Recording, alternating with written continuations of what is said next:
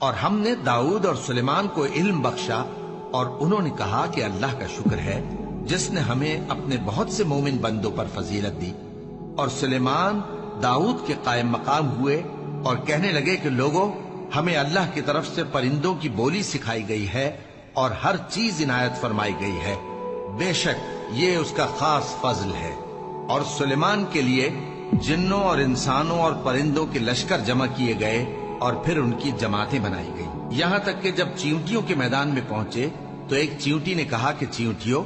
اپنے اپنے بلوں میں داخل ہو جاؤ، ایسا نہ ہو کہ سلیمان اور اس کے لشکر تم کو کچل ڈالے اور ان کو خبر بھی نہ ہو۔ تو وہ اس کی بات سے ہنس پڑے اور کہنے لگے کہ اے پروردگار، مجھے توفیق عنایت کر کہ جو احسان تو نے مجھ پر اور میرے ماں باپ پر کیے ہیں ان کا شکر کروں، اور ایسے نیک کام کروں کہ تو ان سے خوش ہو جائے،